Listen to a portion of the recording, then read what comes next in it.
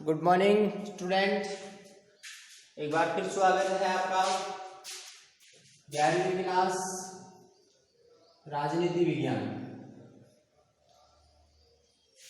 Book second है, अध्याय भी सेकंड। ठीक है, इसमें हमने कल अपने मूल अधिकारों के बारे में अपन चर्चा कर रहे थे। मूल अधिकार जिसके बारे में सबसे पहले समानता का हो गया था। समानता का जो अधिकार है, समानता के अधिकार में हमने कल देखा था अनुच्छेद 14, 15, 16, 17 और 18, या इसको ऐसे लिख सकते हो आप 14, 15, 16, 17 और 18। ये अनुच्छेद 18 यानी समानता का जो अधिकार है वो अनुच्छेद 18 से लेकर के 14 से लेकर 18 तक चल रहा है। ठीक है, इसके अंतर्गत हमने कल एक चीज देखी थी, जैसे ये 14 जो है वो सभी व्यक्तियों को कानून के समक्ष समानता प्रदान करता है। ये जाति, लिंग, जन्म के आधार पर किसी व्यक्ति के साथ भेदभाव नहीं किया जा सकता। 16 जो है, अनुच्छेद जो 16 है उसके अंतर्गत कल हमने देखा था कि अनुच्छेद 16 जो है वो सभी नागरिकों को अवसरों में समानता प्रदान करता है। 17 अस्पृश्यता था,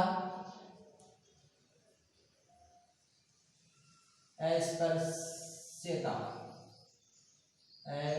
अस्पृश्यता। ठीक है, और 18 उपाधियों से संबंधित है, यानी जो लोगों को विभिन्न प्रकार की उपाधियां प्रदान की जाती है वो उपाधियां समाप्त करने के लिए बनाया गया है। और वैसे दूसरा आपने था स्वतंत्रता, स्वतंत्रता का अधिकार। स्वतंत्रता का जो अधिकार है इसको भी मैंने आपको बताया था। ये अनुच्छेद आपका 19 से लेकर के 19, 20, 21, 22 4 है, 22 तक है। ठीक है, अब स्वतंत्रता का अधिकार किसे कहते हैं? यानी प्रत्येक व्यक्ति जिसे प्रत्येक व्यक्ति को अपने विचार प्रकट करने की स्वतंत्रता प्रदान की गई, जिसे स्वतंत्रता का अधिकार कहा जाता है। ये अनुच्छेद 19 से लेकर 22 तक है, जिसमें आपका 19 सबसे बड़ा है। कल मैंने बताया था आपको 19 पहला 19 है, तो 19 फर्स्ट क है, 19 फर्स्ट ख है, फिर ग है, फिर घ है, फिर ड़ है और फिर छ। ठीक है, तो ये 6 अनुच्छेद है 19 में, 6 अनुच्छेद है।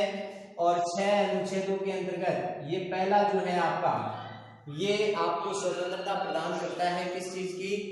यानी भाषण, यानी विचार, भाषण या फिर विचार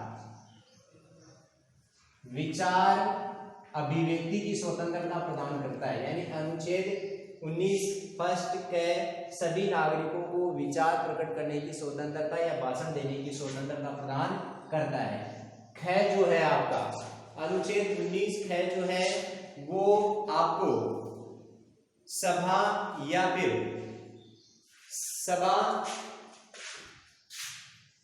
जुलूस, यानी अस्त्र शस्त्र रहित भारत के किसी भी कोने में आपको सभा करने की अनुमति प्रदान करता है। इसके अलावा ग जो है 19 ग, ये संघ या संगठन बनाना, यानी संघ या संगठन बनाने की छूट देता है।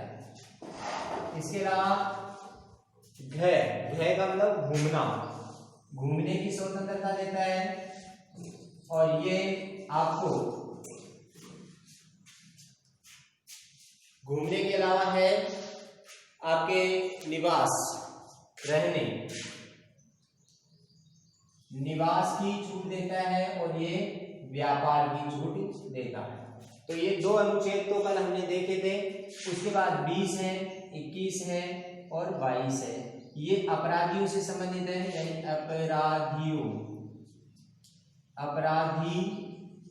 अपराधियों को संरक्षण, प्रदान करता है। यानी किसी भी व्यक्ति को जब तक अपराधी घोषित नहीं किया जा सकता कि उसने कानून का उल्लंघन नहीं किया हो, किसी एक ही अपराध के लिए 2 बार सजा नहीं दी जा सकती, और दूसरी बात ये कि निर्धारित सजा में बदलाव नहीं किया जा सकता। अनुच्छेद 21 जो है वो आपका है जीवन व व्यक्तिगत स्वतंत्रता, यानी जीवन और व्यक्तिगत स्वतंत्रता से जुड़ा हुआ ये अधिकार 21 है, जिसके अंतर्गत आप ये कह सकते हो कि व्यक्ति जो है उसे व्यक्तिगत स्वतंत्रता से किसी भी प्रकार से वंचित नहीं किया जा सकता है। आपातकाल के दौरान भी इसे हटाया नहीं जा सकता है। ठीक है। उसके बाद आपके 22 अनुच्छेद जो 22 है वो है बंदियों के लिए, कैदियों के लिए, यानी जो बंदी है, जो कैदी है, उन्हें कुछ अधिकार प्रदान किया गया है, जिसमें 3 तरह की बातें आपको लिखनी होती है। पहला कि व्यक्ति को बंदी बनाने का, किसी व्यक्ति को अगर बंदी बनाया जा रहा है तो उसका कारण जानने का अधिकार है, और दूसरी बात उसे कानूनी सहायता लेने का अधिकार भी है, और तीसरी बात कि 24 घंटे के अंदर अंदर उसे न्यायालय में प्रस्तुत किया जाना चाहिए। ठीक है। ये 2 चीजें हमने कल कर ली थी। उसके बाद आपके आता है शोषण के विरुद्ध अधिकार, तीसरा आता है शोषण के विरुद्ध अधिकार। ये क्या है? यानी भारतीय संविधान के अनुच्छेद, जैसे अनुच्छेद के बारे में बताया था 542, 421 था क्या, कल बताया था मैंने। तो 5 तो पहले में आ गए, स्वतंत्रता में आ गए कितने, 4 अधिकार, और उसके बाद आपका तीसरा शोषण के विरुद्ध, उसमें आएंगे आपके 2, यानी अनुच्छेद 23 से 24, ये 2 अनुच्छेद इसके अंतर्गत आपके आते हैं। तो 23 और 24 क्या है?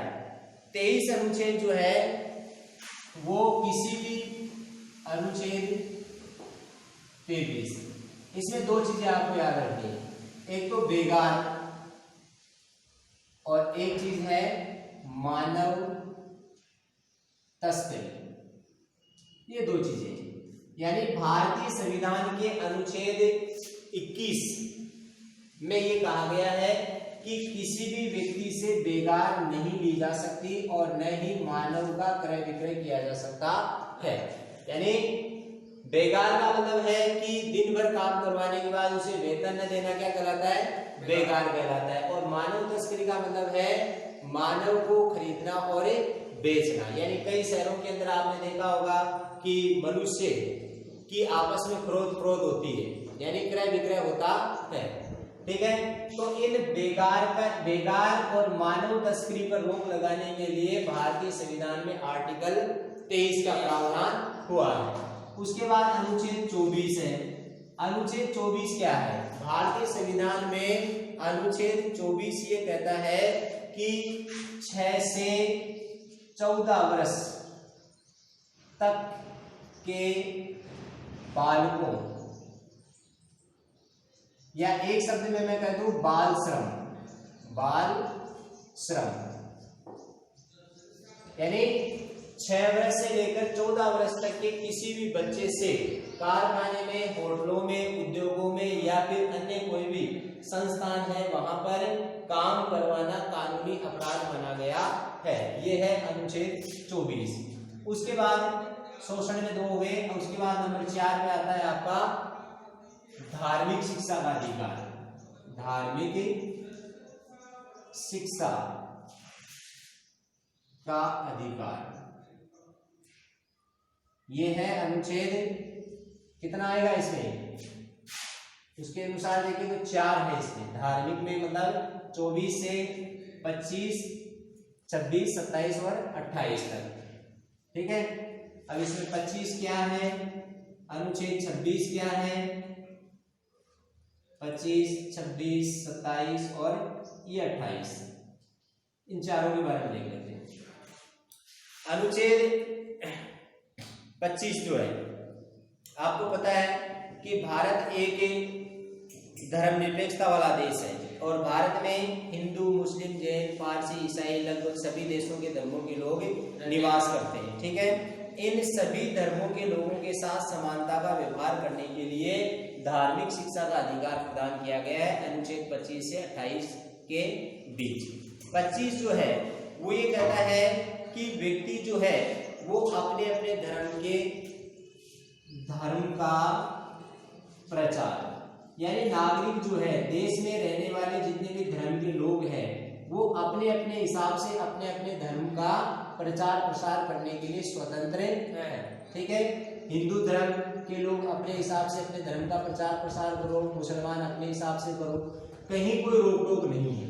यानी भारतीय संविधान का अनुच्छेद 25 जो है वो नागरिकों को अपने अपने धर्म का प्रचार प्रसार करने की स्वतंत्रता प्रदान करता है। ठीक है, 26 जो है वो क्या कहता है कि नागरिक जो है वो अपने धार्मिक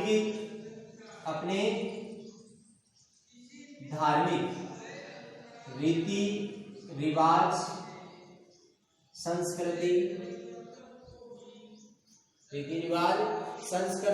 इसके अलावा आपके संपत्ति और शिक्षण संस्थान खोलने के लिए स्वतंत्र है। यानी भारतीय संविधान का अनुच्छेद 26 ये कहता है कि भारत का जो प्रत्येक नागरिक है वो जिस धर्म से संबंध रखता है उस धर्म के रीति रिवाजों को मानने के लिए स्वतंत्र है।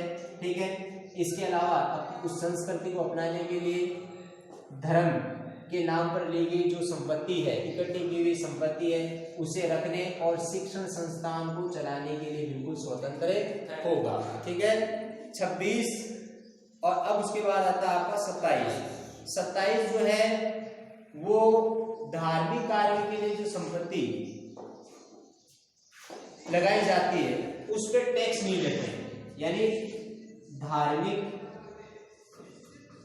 संपत्ति को कर रहित बनाती है।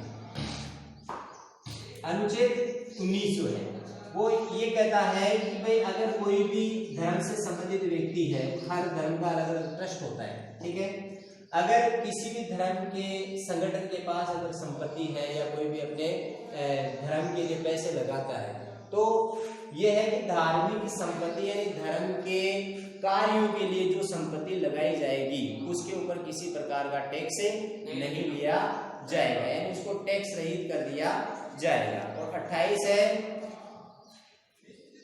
सरकारी स्कूलों में, सरकारी विद्यालयों में धार्मिक शिक्षा यानी किसी धर्म विशेष पर शिक्षा प्रदान करने पर रोक लगाता है। यानी सरकारी जितने भी विद्यालय हैं उन विद्यालयों के अंतर्गत किसी एक धर्म विशेष की शिक्षा नहीं दी जा सकती है।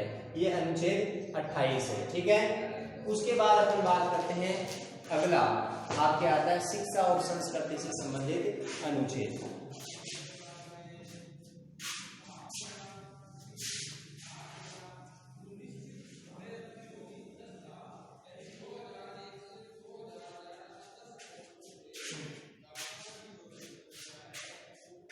पांचवा, शिक्षा व संस्कृति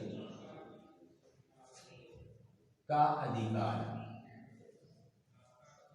5 नंबर में है तो 5 में क्या है, सिर्फ 2 है इसमें आपके 28 तक यहाँ गया तो 29 और 30, 29 में 30 आएगा इसमें। ठीक है, अब 29 तो किस लिए आएगा और 30 किससे जुड़ा हुआ, 2 है, 2 शब्द है, दोनों के लिए एक एक है। सबसे पहले 29 की बात करें, अनुच्छेद जो 29 है वो ये कहता है कि अल्पसंख्यक वर्ग के हितों की सुरक्षा की बात करता है। अनुच्छेद 29 जो है वो देश में अल्पसंख्यक वर्ग के हितों की सुरक्षा की बात करता है। देश के प्रत्येक नागरिक को संस्कृति व शिक्षा संबंधी स्वतंत्रता का अवसर अधिकार है। देश या जनता में संचालित किसी भी स्कूल में छात्र के साथ जाति धर्म के आधार पर भेदभाव नहीं किया जा सकता। यानी ये जो अनुच्छेद 29 है वो ये कहता है कि स्कूलों में किसी छात्र के साथ जाति धर्म या लिंग के आधार पर भेदभाव नहीं किया जा सकता। ये अनुच्छेद 29 ये कहता है कि किसी भी धार्मिक किसी भी संस्थान में, यानी स्कूल है विद्यालय है, यहाँ धर्म के आधार पर आप किसी व्यक्ति के साथ भेदभाव नहीं कर सकते हैं। और उसके बाद आपका आता है 30। ये क्या कहता है? ये कहता है कि अल्पसंख्यक जो लोग हैं वो अपनी इच्छा अनुसार शिक्षण संस्थान खोलने और उन्हें चलाने के लिए स्वतंत्र है। यानी अल्पसंख्यक लोग इच्छा अनुसार धार्मिक शिक्षण संस्थान खोलने के लिए स्वतंत्र होंगे। ठीक है, उसके बाद अपन बात करते हैं अंतिम 6 नंबर, संवैधानिक उपचारों का अधिकार। संवैधानिक उपचारों का अधिकार, ये जितने भी आपके नागरिकों के मूल अधिकार हैं उनमें सबसे महत्वपूर्ण माना गया है। डॉक्टर भीमराव अंबेडकर ने भी ये कहा कि भारतीय संविधान के जितने भी अनुच्छेद हैं उनमें अनुच्छेद 32 सबसे महत्वपूर्ण है, क्योंकि ये अधिकार, ये सारे जो 5 अधिकार हैं उन सबकी सुरक्षा की गारंटी देता है। ठीक है, यानी मूल अधिकारों की रक्षा करता है। ये 5 जो मूल अधिकार हैं उनकी रक्षा कौन करता है? संवैधानिक उपचारों का अधिकार। इसलिए इसे मूल अधिकारों की आत्मा कहा जाता है। प्रश्न बनता है आपका कि मूल अधिकारों की आत्मा किसे कहा जाता है? एक प्रश्न बनता है डॉक्टर अंबेडकर के अनुसार सबसे महत्वपूर्ण अनुच्छेद कौन सा है? तो 32। और मूल अधिकारों की आत्मा कौन सी है? संवैधानिक उपचारों का अधिकार। ठीक है, यानी ये क्यों महत्वपूर्ण है, क्यों इसको हृदय कहा जाता है, क्यों इसको आत्मा कहा जाता है? क्योंकि ये मौलिक अधिकारों की रक्षा करता है। ठीक है, और अगर कोई भी हाँ वो 31 अलग है, 31 इसमें मैंने निकाले थे अलग 5 हो, उसके बारे में बाद में बात करेंगे। फिलहाल ये 32 में आता है। तो ये क्यों मूल अधिकारों की आत्मा कहलाता है? क्योंकि ये जितने भी अधिकार उनकी रक्षा करता है, उनकी रक्षा की गारंटी देता है। इसके साथ ही अगर मान लीजिए कि व्यक्ति के किसी भी मूल अधिकार का हनन होता है, अगर किसी व्यक्ति को इन 5 या 6 जो मूल अधिकार है उनमें अगर कहीं कोई कोताही होती है या किसी भी अधिकार से आप वंचित है, तो ये अधिकार आपको ये कहता है कि आप न्यायालय की शरण में जा सकते हो और न्याय प्राप्त कर सकते हो। अब मान लीजिए कि आपके स्वतंत्रता के अधिकार का हनन हो रहा है या समानता के अधिकार का हनन हो रहा है, तो आप न्यायालय में जाए, न्यायालय में जाकर के आप उसके खिलाफ वाद प्रस्तुत कर सकते हो। ठीक है, तो न्यायालय क्या करता है? आपकी न्यायालय व्यक्ति के जो मौलिक अधिकार है उन मौलिक अधिकारों की रक्षा करने के लिए 5 लेख जारी करता है। क्या करता है? 5 लेख। प्रश्न ये महत्वपूर्ण है आपका। प्रश्न ये बनता है कि संवैधानिक उपचार में व्यक्ति के मौलिक अधिकारों की सुरक्षा के लिए न्यायालय कौन कौन से 5 लेख जारी करता है? तो 5 लेख है। नंबर 1 यहां लिख देता हूं। 1 नंबर पे है बंदी प्रत्यक्षीकरण। बंदी प्रत्यक्षीकरण, बंदी प्रत्यक्षीकरण का मतलब है कि अगर किसी व्यक्ति को बंदी बनाया गया है, अगर किसी व्यक्ति को बंदी बनाया गया है तो 24 घंटे के अंदर अंदर उसे न्यायालय में प्रस्तुत किया जाना चाहिए। कई बार पुलिस किसी व्यक्ति को गिरफ्तार कर लेती है, 24 घंटे तक अगर न्यायालय में उसे उपस्थित नहीं करती है तो पुलिस को कारण बताओ नोटिस जारी होता है, जो भी संविधान के अंतर्गत प्रावधान है उसके तहत उनके खिलाफ कार्रवाई होती है। तो आप थाने में किसी व्यक्ति को 24 घंटे से ज्यादा नहीं रख सकते। एफआईआर दर्ज हो गई, लॉन्च हो गई और आपने उसको अरेस्ट किया है तो थाने में आप उसको 24 घंटे रख सकते हो और 24 घंटे के बाद उसे न्यायालय के समक्ष प्रस्तुत करना ही पड़ता है। वहां उसके खिलाफ जो भी उसके रिमांड में देना है या कहीं जेल में डालना है, छोड़ना है, वो बाद की बातें हैं। ये बंदी प्रत्यक्षीकरण, बंदी प्रत्यक्षीकरण का अर्थ एक बार फिर देख लें कि किसी भी बंदी व्यक्ति को 24 घंटे के अंदर अंदर न्यायालय में प्रस्तुत करना क्या कहलाता है? बंदी प्रत्यक्षीकरण कहलाता है। इसके अलावा दूसरा है परमादेश। परमादेश का अर्थ होता है मैं आदेश देता हूं। परमादेश का अर्थ क्या है? मैं आदेश देता हूं। किसको? कौन किसको आदेश देगा और कौन आदेश देगा? तो परमादेश का अर्थ होता है मैं आदेश देता हूं, यानी ये लेख न्यायालय उस समय जारी करता है जब कोई अधिकारी अपने कर्तव्य का पालन ठीक ढंग से नहीं करता है।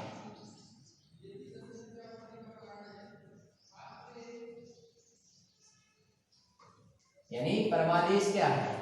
तो आप बताओगे कि परमादेश का शाब्दिक अर्थ मैं आदेश देता हूं, यानी न्यायालय देता है। मैं का मतलब मैं नहीं, न्यायालय, है ना। और ये आदेश ये लेख तब जारी होता है जब कोई अधिकारी अपने कर्तव्य का ठीक ढंग से पालन नहीं कर रहा है। नंबर 3, तीसरे नंबर का लेख है प्रतिषेध।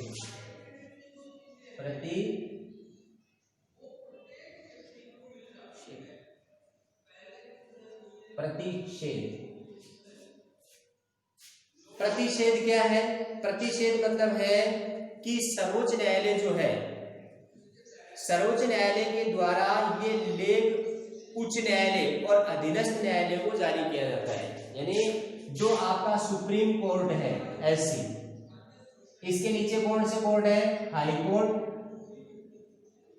और अधीनस्थ न्यायालय, ये नीचे के न्यायालय। सुप्रीम कोर्ट क्या करता है? अपने से नीचे यानी उच्च न्यायालय और अधीनस्थ न्यायालयों को ये लेख जारी करता है और क्या कहता है?